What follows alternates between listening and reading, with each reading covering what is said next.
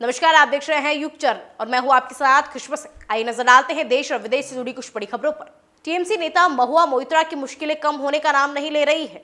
आज महुआ के आवास सहित कई ठिकानों पर सीबीआई ने छापेमारी की है। तृणमूल कांग्रेस नेता पर कैश फॉर क्वेरी मामले में कार्यवाही की गई। सीबीआई इस मामले में टीएमसी नेता के कोलकाता के अलीपुर स्थित आवास और अन्य स्थानों पर तलाशी ले रही है। सीबीआई ने बीते दिन ही कैश फॉर क्वेरी मामले में एफआईआर दर्ज की थी। सीबीआई ने लोकपाल के निर्देश पर यह एफआईआर दर्ज की है। लोकपाल ने मंगलवार को सीबीआई को कैश फॉर क्वेरी मामले में तृणमूल कांग्रेस नेता और पूर्व सांसद महुआ मोइत्रा के खिलाफ लगाए गए आरोपों के सभी पहलुओं की जांच करने का आदेश दिया था और 6 महीने के भीतर एक रिपोर्ट सौंपने को कहा था। बता दें कि कैश फॉर क्वेरी मामले में पिछले साल दिसंबर में महुआ मोइत्रा को अपने सांसद पद से हाथ धोना पड़ा था। मामले में लोकसभा ने अपनी आचार सीमित की रिपोर्ट को अपनाया था, जिसमें कैश फॉर क्वेरी मामले में उन्हें दोषी ठहराया गया था। प्रधानमंत्री नरेंद्र मोदी भूटान के 2 दिन के दौरे पर है।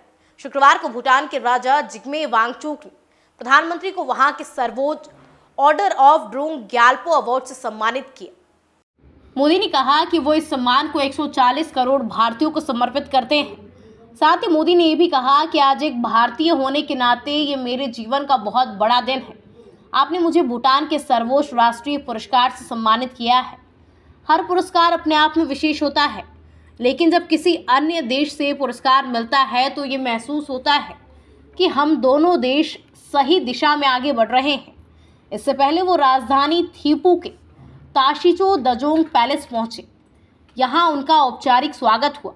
उन्होंने भूटान के राजा जिग्मे वांगचुक से मुलाकात की। दिल्ली शराब नीति केस में पीएमएलए कोर्ट ने 22 मार्च को मुख्यमंत्री अरविंद केजरीवाल को 6 दिन की ईडी की रिमांड पर भेज दिया। दोपहर 2 बजे उन्हें कोर्ट में पेश किया गया था। सुनवाई 2:15 से शाम 5:15 तक चली।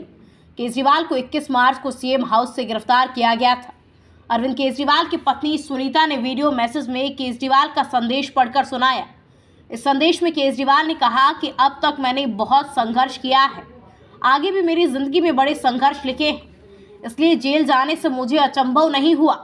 आपके कार्यकर्ताओं से मेरी अपील है कि मेरी गिरफ्तारी की वजह से भाजपा वालों से नफरत नहीं करनी है। बता दें कि ईडी कस्टडी में अरविंद केजरीवाल ने पहली रात घर का खाना खाया। हेल्थ इशू की वजह से कोर्ट ने ईडी कस्टडी में उन्हें मेडिकेटेड फूड प्रोवाइड कराने या घर का खाना खाने की इजाज़त दी है। राजस्थान की सत्तारूढ़ पार्टी भाजपा के प्रदेश अध्यक्ष सीपी जोशी के कार्यकाल को 1 साल पूरा हो गया है, जिसके चलते भाजपा आज के दिन को विजय संकल्प दिवस के रूप में मना रही है। जिला मुख्यालयों पर विभिन्न कार्यक्रमों का आयोजन हुआ। वहीं बीजेपी सभी मोर्चों की ओर से प्रदेश अध्यक्ष सीपी जोशी का अभिनंदन भी कर रही है। माइक्रो डोनेशन कार्यक्रमों के साथ लाभार्थी विशेष संपर्क अभियान, प्रथम मतदाता संपर्क अभियान का भी आयोजन हुआ। बता दें कि 23 मार्च 2023 को सीपी जोशी के नाम की घोषणा हुई थी। 27 मार्च 2023 को सीपी जोशी ने प्रदेश भाजपा की कमान संभाली थी। 1 साल के कार्यकाल में सीपी जोशी ने कई चुनौतियों का सामना किया और पार्टी को भी सत्ता के शिखर पर पहुंचाया।